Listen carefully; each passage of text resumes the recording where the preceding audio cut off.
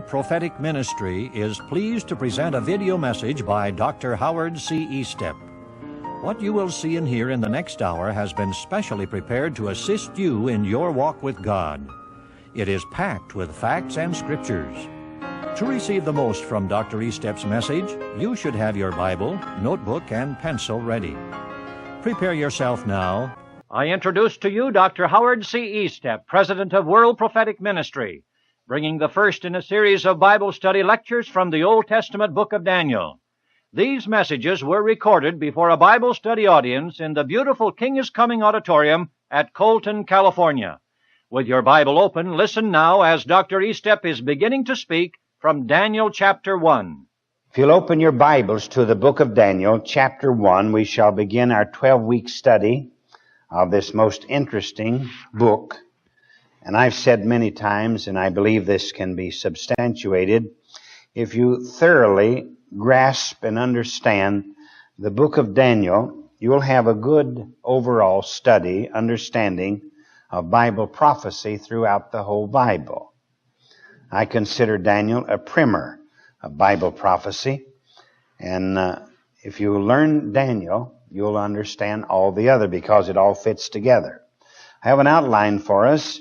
The first chapter, 1, Jerusalem besieged in Daniel's day. That's chapter 1, verses 1 through 2. The second point, Daniel and his companions chosen, verses 3 through 6. 3, their names were changed, verse 7. 4, Daniel takes a stand for his God, verses 8 through 11. 5, the Hebrews tested and the result, verses 12 through 16. 6, God always blesses those who stand firm. Verse 17. 7, God's people are superior to others. That's verses 18 through 21. Then if we have time, we'll go into the first 13 verses of chapter 2. Chapter 1 of Daniel, the first part, Jerusalem besieged in Daniel's day, verses 1 through 2, verse 1, in the third year of the reign of Jehoiakim, and we know when that was. It was 607 BC. History bears this out. In the third year of the reign of Jehoiakim, king of Judah, came Nebuchadnezzar, king of Babylon, unto Jerusalem, and besieged it. Daniel lived in Jerusalem, and the Lord gave Jehoiakim, king of Judah, into his hand. God allowed the king of Judah to be taken captive and to be overrun by Nebuchadnezzar and part of the vessels of the house of God. Now the Babylonians were a pagan people. They had a temple called the Temple of Baal. And so they take these beautiful goblets that God had inspired various artificers to make, maybe a pomegranate on one, a flower on another, something beautiful engraven on each goblet. We find these goblets are taken down to Babylon, and they're going to be desecrated, used in the temple of the god of Baal. We don't see these goblets again until we get to the 5th chapter of the book of Daniel, where Belshazzar has a feast. And then the goblets are brought out to drink a toast to the pagan gods of Babylon. So we have here Jerusalem besieged in Daniel's day. We have the record of it, 607 BC.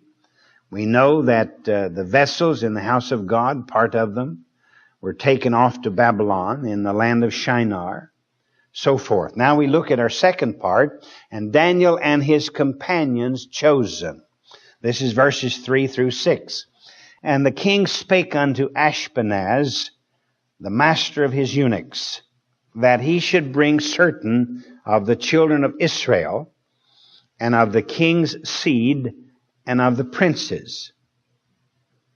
In other words, King Nebuchadnezzar is searching for unusual Jewish men of high intellect because he's going to use them in his school of protocol. These men are going to be instructed, taught for 3 years in a special school in Babylon to serve at the king's table. or to serve in an advisory capacity for the king. So we find this in verse 3. The king spake unto the master of his eunuchs that he should bring certain of the children of Israel and of the king's seed and of the princes, qualifications for these men. There's 8 qualifications. 1, they must be princes. They had to be of royal blood, royal order. 2, they must be youths. They must be young teenage men. 3, without blemish physically. They had to be physically in good shape. 4, handsome, good in appearance. 5, well educated, skillful in wisdom. 6, skillful in knowledge. 7, proficient in science. 8, refined and polished so as to be able to stand before kings. These are young ambassadors being chosen for the protocol of Babylon. And you have to bear in mind that Daniel is a young man. He's not an old man. He's not even middle-aged. He's in his teens. Daniel had been instructed from his youth in the way of Judaism. Evidently circumcised at the 8th day. And he had followed all of the customs and the rituals of the Judaism in his family. And so then quite suddenly he's uprooted. And he's taken 400 miles east to Babylon in the land of Shinar, into a pagan religion. They worship gods of the sun. Completely pagan worshipers. But he wasn't a pagan worshiper. He worshiped God Almighty.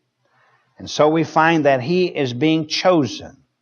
Because as we go a little bit further in verse 4, children in whom was no blemish, well favored, skillful in all wisdom, cunning in knowledge, and understanding science, and such as had ability in them to stand in the king's palace, and whom they might teach the learning and the tongue of the Chaldeans. History records 2 main periods of science: the Greek period from 600 BC to 200 AD, and the modern period from 1450 AD to our day. Science began in Egypt and Babylon with the birth of mathematics, metallurgy, and anatomy, astronomy. To the Babylonians, we owe the exact measurements of the lunar and solar cycles, the tracing of the paths of the planets, the division of the circle into 360 degrees, and the designation of the constellations, notably those of the zodiac. You see, all of that originated in Babylon. So Daniel had to be an unusually smart, intelligent man, and those with him. We had the requirements put forth in verse 4. Verse 5, and we're looking at Daniel and his companions chosen. Verse 5, and the king appointed them a daily provision of the king's meat. Daniel's diet, his menu, is going to be altered. He evidently practiced the dietary laws under the Jewish religion set forth by Moses, but now he's in a strange country. His customs are different. Those of us who have been recently in the lands of the Bible on a tour note that the food is different over there. When you go from your country to another country, the food is different. The seasoning, the spicing, the manner in which it's served, all of it is different. Daniel ran across that because the king appointed them a daily provision of the king's meat according to Babylonian customs, and of the wine which he drank. So nourishing them 3 years, that at the end thereof they might stand before the king. This 3 years refers to the length of this school, where these young men are going to be trained in protocol. They're going to take a course in the science of government, because Babylon was not a nomadic tribe. It was a highly civilized country. When we read books relative to ancient Babylon, we are amazed at the manner in which they constructed, the things that they built, absolutely fascinating. And so you're not thinking or talking about a nomadic tribe. You're talking about somebody that's highly civilized, great mathematicians, tremendous science. And so we find here that they're going to spend 3 years. But notice up in the latter part of verse 4 it says, and whom they might teach the learning and the tongue of the Chaldeans. This learning could have been a special department in the palace school for couriers, young men. So that they selected from the Jewish prisoners, or those taken prisoner when Nebuchadnezzar invaded Babylon, they selected certain intelligent, handsome young men who had the possibility of being tremendous scholars. Verse 6. Now among these were of the children of Judah, Daniel, Hananiah, Mishael, and Azariah. These are the Jewish names of these young men. You're going to find that their names are going to be changed almost immediately, because they're going to take these young men and brainwash them. They're going to school them. They're going to saturate them in the sciences and the learning and the wisdom of ancient Babylon.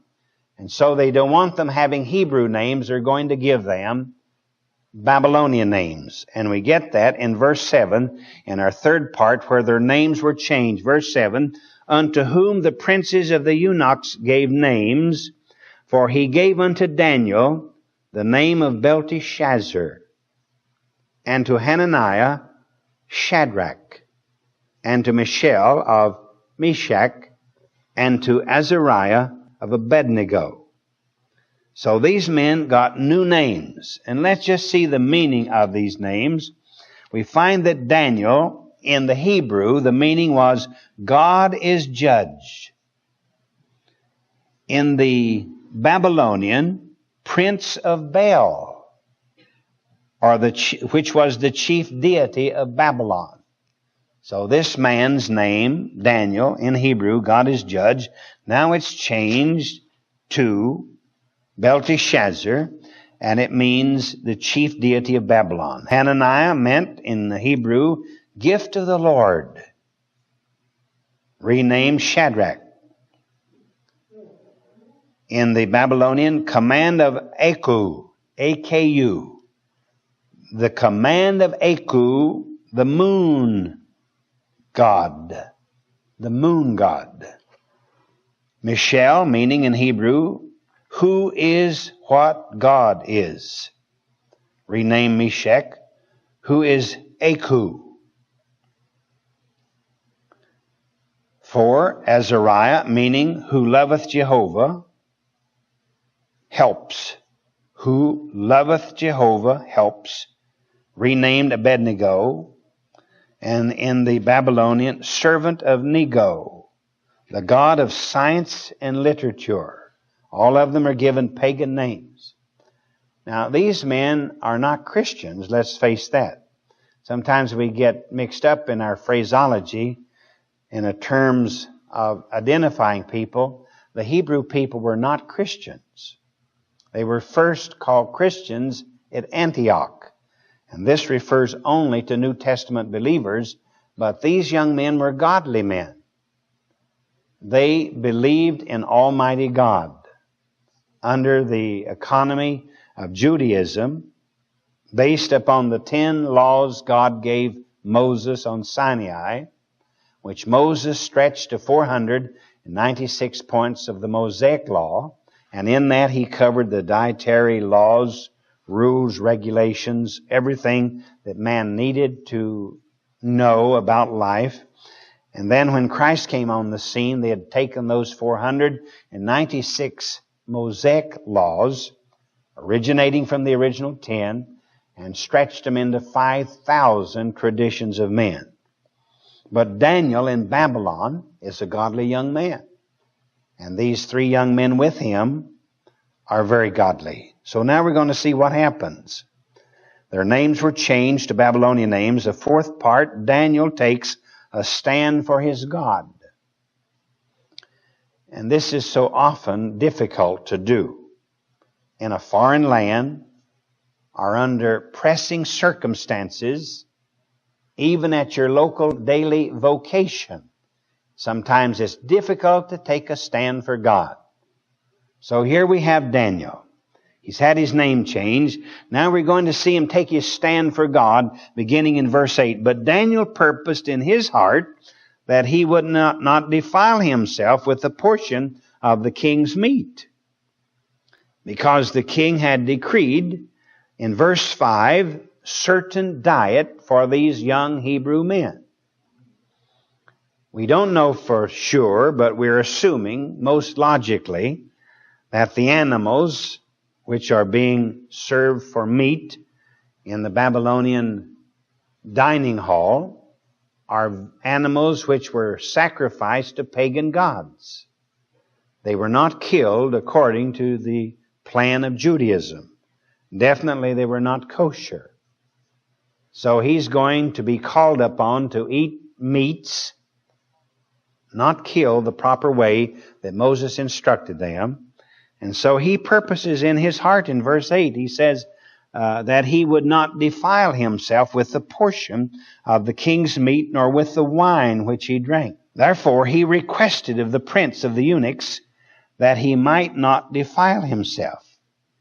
As I say, evidently there were certain things on the king's table that a Jew couldn't eat. Therefore he requested in the middle of verse 8 of the prince of the eunuchs that he might not defile himself, because he's going to rub himself the wrong way religiously. It's rather interesting today. Our Supreme Court does uphold religious convictions to a certain degree. Different people have different ideas about which is the day of rest. Others have various ideas about paying into the IRS and into various segments of the government, the Amish people, different ones. And the Supreme Court has upheld their convictions. It's rather interesting that in this great nation of 226 million people, that there is a segment called the Supreme Court that will listen to what that minority has to say about matters.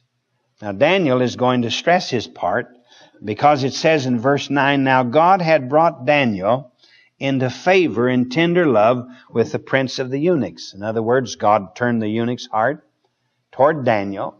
God has this ability. God can speak to all kinds of people and turn their hearts. And so God spoke to the pagan captain of the eunuchs, and he turned his feeling toward Daniel. Very interesting. Verse 10, and the prince of the eunuchs said unto Daniel, I fear my lord the king, who hath appointed your meat and your drink. For why should he see your faces worse liking than the children which are of your sort? In other words, there were a lot of Hebrew taken prisoner. And so he's going to check these Hebrew young men, because they are requested to eat the Babylonian diet. It's like being called into the army or the Navy. You can't take your rations with you. You eat what the army eats, what the Navy eats. And if you have consequences, that's your problem. So Daniel rebelled. He's taking a stand. And he's taking a very sensitive stand, because the latter part of verse 10, then shall ye make me endanger my head to the king. This head of the eunuchs, who is responsible for their diet, for their meals, he's saying in so many words to Daniel, if you don't eat what the king has purposed, then you're going to cause me to go to the chopping block. You'll cause me to be executed. And God had turned the eunuch's heart toward Daniel. So there's a controversy raging there. And it's quite interesting to see how Daniel is victorious in this matter, because in verse 11, then said Daniel to Melzar, whom the prince of the eunuchs had set over Daniel, Hananiah, Mishael, and Azariah. Daniel is talking back to him. So Daniel is taking his stand. Now the Hebrews are going to be tested. They're going to be put to a strong test, and the results are fascinating. In verses 12 through 16, prove thy servants. Daniel is talking to Melzar. Prove thy servants. And when he says prove thy servants, this was a test of challenge to Daniel's faith in God. There must have been an element of the miraculous in the result, for 10 days is not long enough to be able to tell a difference because of the eating of certain foods. 10 days you can't tell. There isn't that much difference. But he says in verse 12, prove thy servants, I beseech thee, 10 days. Give me 10 days. Let us keep eating our Jewish diet. We don't want to eat the king's meat. We don't want to drink the king's wine. Give us 10 days and let them give us pulse. If you know anything about vegetation, this could only consist of vegetables and grains, wheats, barley, rye, peas, beans, lentils, etc. We were in Canada several years ago, and we stayed at the Empress Hotel. In those days, ministry allowance or ministry rate was $7 a night for 2 people. We stayed there for 3 days.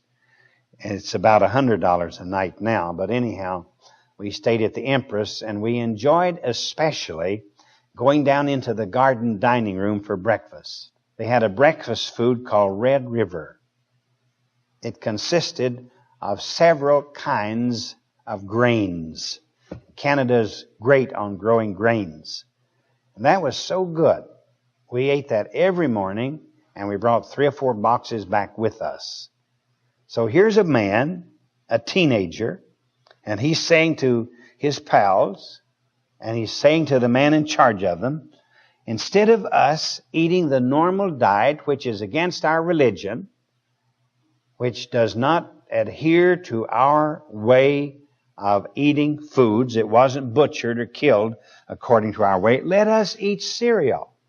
Now, not cornflakes. So he said, let us eat pulse. And what else? Give us water to drink. We don't want your whiskey. We don't want your wine. We don't want any of your liqueurs. Just give us pulse. We'll eat that for 10 days. We'll drink water. At verse 13, then let our countenances be looked upon before thee. After 10 days, call us in. We'll stand at attention. We'll pass inspection. And the countenance of the children that eat of the portion of the king's meat. Contrast us. Put us on one side. Put those that eat the king's meat, let them on the other side, and then you look at us.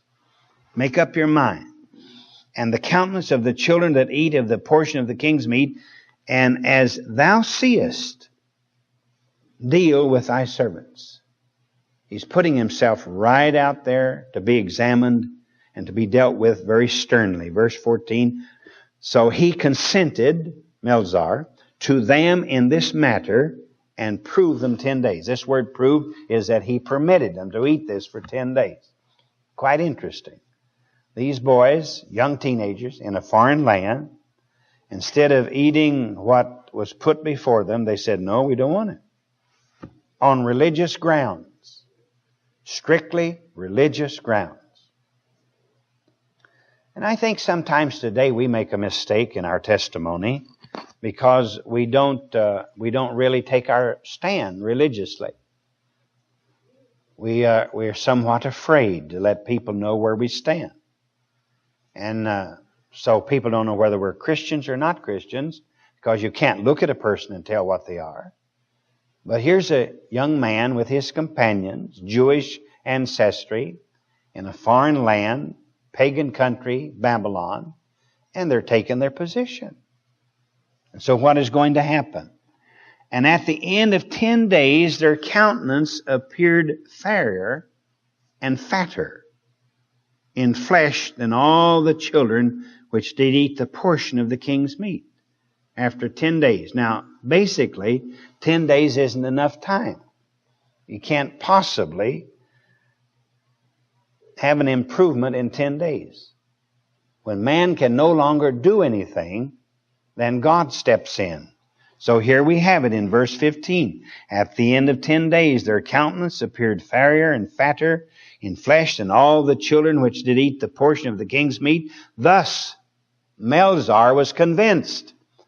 He was convinced, took away the portion of their meat. In other words, he didn't bring it to them anymore. He didn't bring it to them the first 10 days.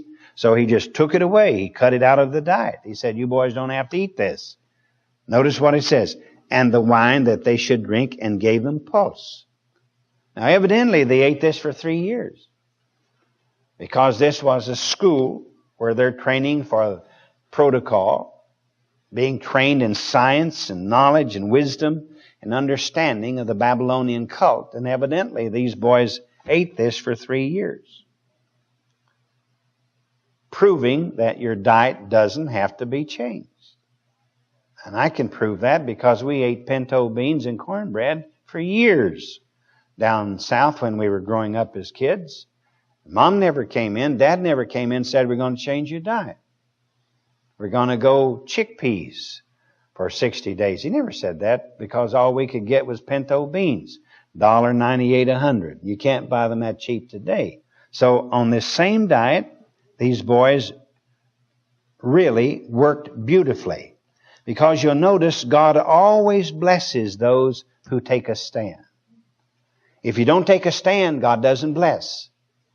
If you don't let your colors be seen, God has no avenue of blessing you.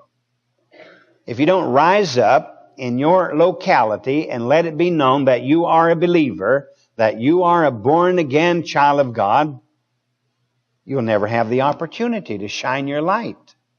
And so this boy has that opportunity, and then God blesses him. Notice in verse 17, and as for these 4 children, God gave them knowledge and skill.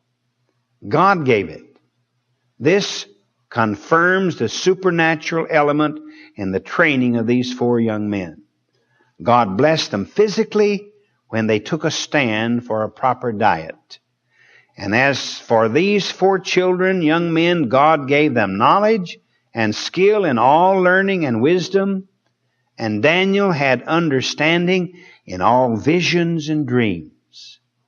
Daniel had a special gift of God in understanding all visions and dreams. Because as we go through the book of Daniel verse by verse, you're going to find that it was Daniel who was always called when the going got rough. When one of the pagan kings wanted a problem solved, it was Daniel who appeared on the scene. But right here in the first chapter of Daniel, it's God who gives him this special wisdom and special understanding in all dreams. So God always blesses those who stand firm. We come to the last part of chapter 1. God's people are superior to others. Now we're not to go around high-hatting anyone. We're not to go to someone and say, oh, I'm better than you are. My blood is different. In Virginia years ago, people used to let it be known to you that they came over on the Mayflower. And that was a big thing down in colonial Virginia where we lived many years ago. Quite often you'd meet some dowager lady and she would take her glasses, and let you know that she came over on the Mayflower. Well, dear old Will Rogers cooked the goose of those people. He said, yeah, you came over on the Mayflower, but it was my people who met the boat. Because he came from the Indians. Now we have God's people are superior to others, beginning in verse 18. Now at the end of the days that the king had said he should bring them in, then the prince of the eunuchs brought them in before Nebuchadnezzar. This is at the end of the 3-year period. You see, in this chapter 1, you cover several years. At the end of the 3-year period, verse 18, now at the end of the days that the king had said he should bring them in, then the prince of the eunuchs brought them in before Nebuchadnezzar, and the king communed with them. The king evidently was a very brilliant man. He discussed matters pertaining to science, various fascinating subjects involved in his vocabulary. He communed with them, and among them all was found none like Daniel. Of all of these students who had had 3 years training in a special school, none of them was found like Daniel, Hananiah, Mishael, and Azariah. 4 Hebrew young men in a foreign land are outshining in wisdom and knowledge and understanding far ahead of all of the Babylonian young men. Therefore stood they before the king, and in all matters of wisdom and understanding, all matters that the king inquired of them, he found them 10 times better than all the magicians and astrologers that were in all his realm. 10 times better. This is an idiom meaning many times better, not actually 10 times, but many times better. These young men. Why? Because God blessed them. Why did God bless them? Because they took a stand. What was their stand? They refused to go along with the crowd. Daniel was raised in a strict Hebrew environment, and he was taught to go by the letter of the Word. And when he got uprooted temporarily into a foreign land, he stayed by the letter of the Word. Note what it says in verse 21. And Daniel continued even unto the first year of King Cyrus. What does this mean? He continued in office the rest of his 70 years captivity. Daniel was in Babylon for 70 years. And during his whole 70 years, while he was a captive in Babylon, he evidently continued in his office, stayed in a place of respect, because we find the angel Gabriel coming to Daniel in the 9th chapter of the book of Daniel and revealing some marvelous, magnificent prophecies that have to do with us living today. So evidently Daniel remained a godly man from his teenage youth right on up through his period while he was living in Babylon. Tremendous individual. Let's look at chapter 2, see if we can cover the next 13 verses. I've divided it into 4 parts. 1, Nebuchadnezzar had a dream, verses 1 through 3. That's chapter 2. The second part, the king's strange demand, verses 4 through 9. 3, his wise men fail him, verses 10 through 11. And lastly, number 4, the king unleashes his anger, verses 12 through 13. This is chapter 2. Verses 1 through 3, Nebuchadnezzar had a dream. And in the 2nd year of the reign of Nebuchadnezzar, Nebuchadnezzar dreamed dreams. You notice in the Babylonian language they say this twice. Nebuchadnezzar dreamed dreams. What else do you think he would dream? That's about the only thing I ever dream is dreams. So Nebuchadnezzar dreamed dreams wherewith his spirit was troubled and his sleep brake from him. Then the king commanded to call the magicians. He awakened. He awakened out of his sleep. He couldn't rest. He was disturbed in his mind. He had this dream. It troubled him. He awakened. Verse 2, then he commanded the magicians and the astrologers and the sorcerers and the Chaldeans for to show the king his dream. Forgot his dream. It was so terrible it awakened him. Couldn't go back to sleep, but he couldn't remember it. I've never been able to figure that out. If that dream was so terrible and so awful, how come he can't remember it? So they came and they stood before the king. Verse 3, and the king said unto them, I have dreamed a dream, and my spirit was troubled to know the dream.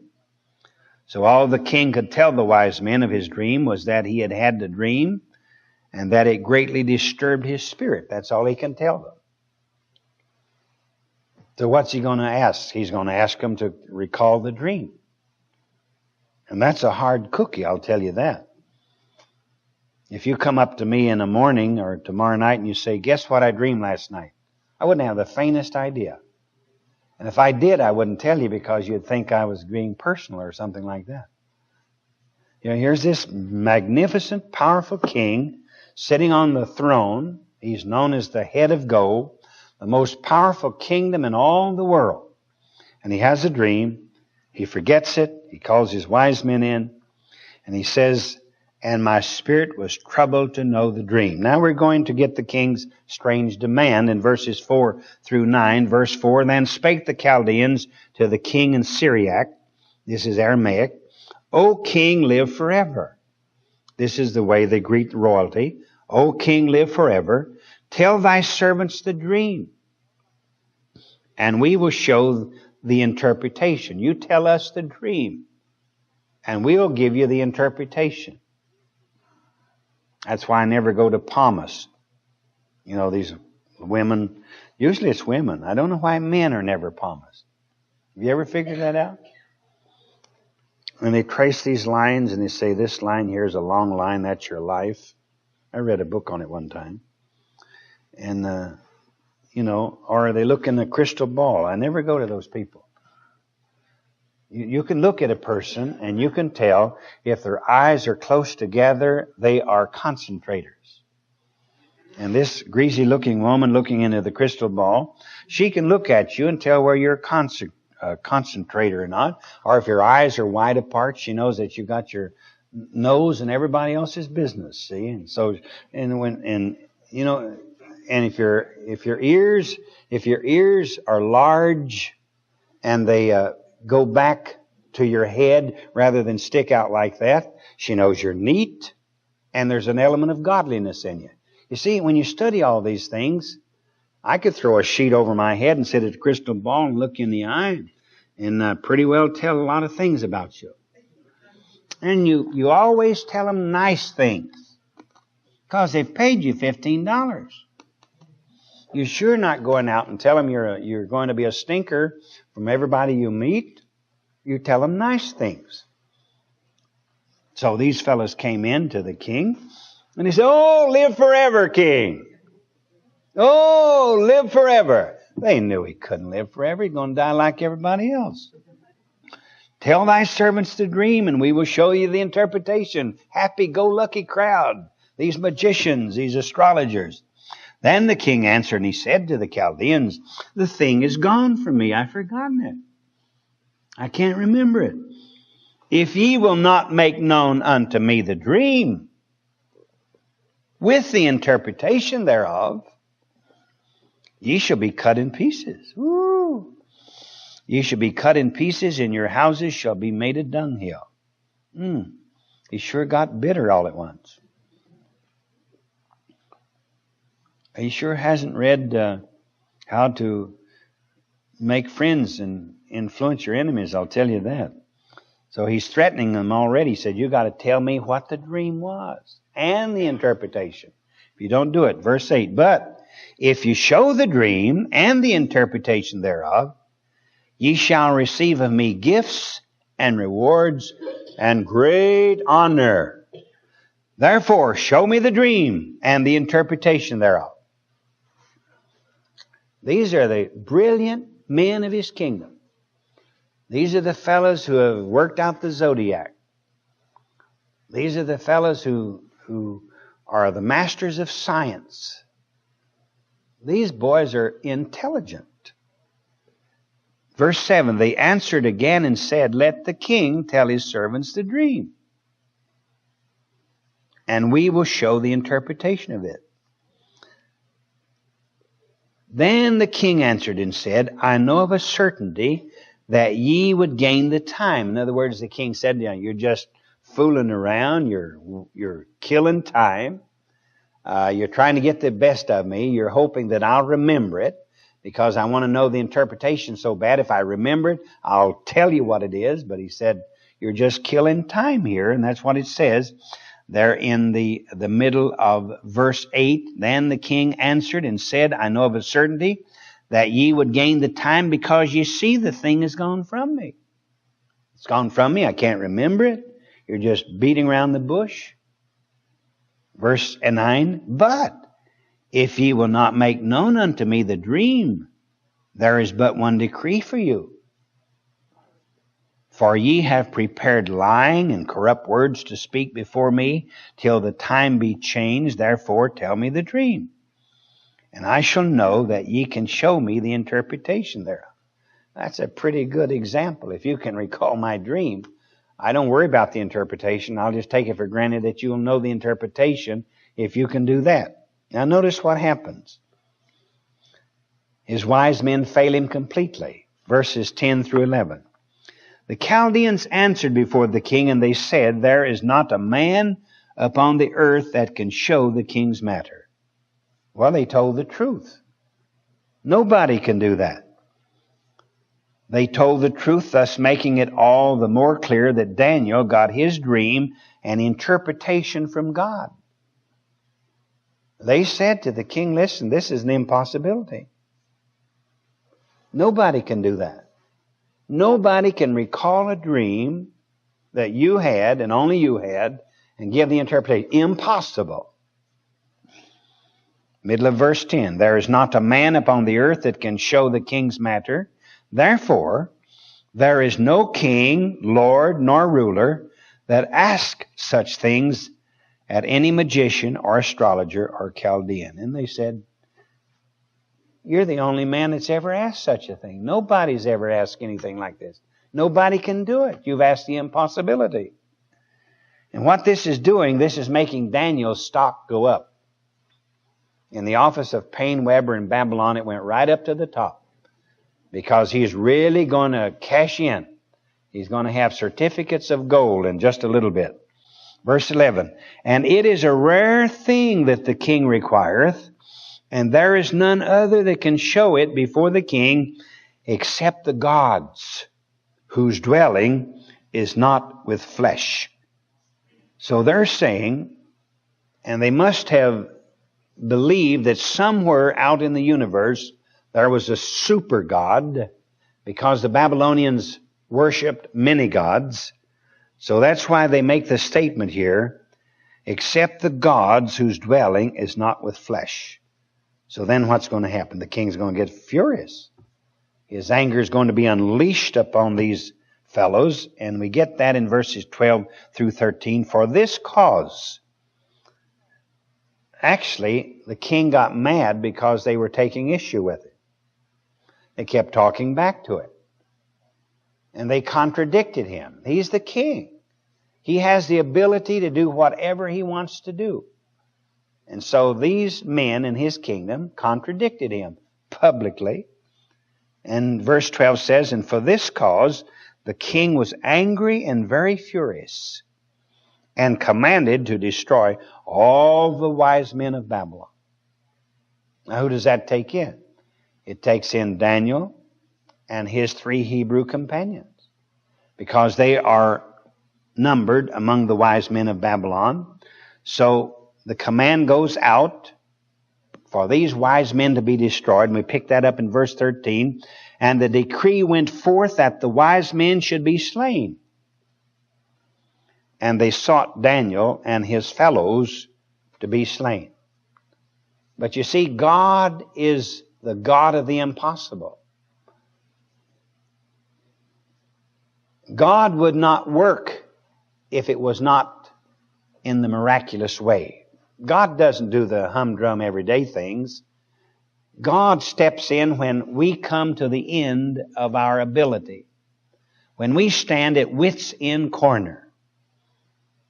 When we come to the point where we absolutely can do nothing else, and our resources are all used or involved, and we've come to the end of our limits, then God takes over. And so here in Babylon, some 2,500 years ago, the book of Daniel is just beginning to be written, enacted out on the stage of time, to be recorded in this book which we have called the Bible, the Old Testament. And so God allows this situation to prevail so God might be the victor under all of these circumstances. Because when we get into the 2nd chapter, you'll find that Daniel has a prayer meeting. Just a simple prayer meeting. And in the prayer meeting, God touches his heart and his mind. And Daniel remembers the dream, or the dream is given to Daniel. And Daniel has the ability to recall the dream. He has the ability to interpret the dream. And we find this all through the book of Daniel. Meaning to say, if we stand faithful to God, God will meet all of our needs, and God will deliver us, and God will see us victorious.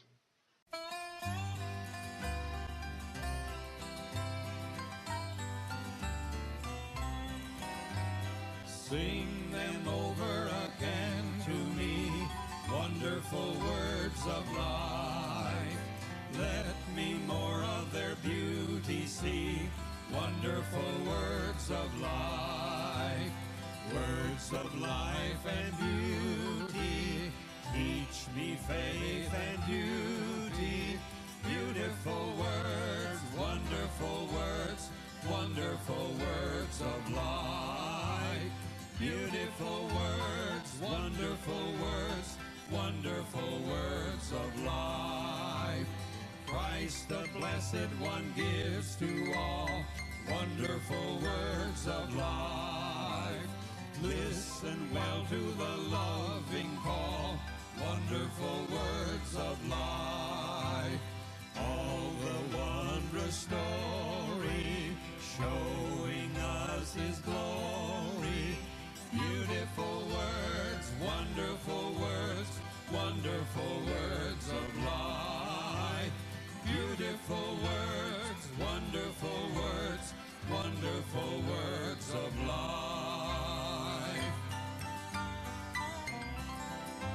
Sweetly echo the gospel call, wonderful words of life. All for pardon and peace to all, wonderful words of life. Jesus only Savior, sanctify forever. Beautiful words, wonderful words, wonderful words of life. Beautiful words, wonderful words, wonderful words of life.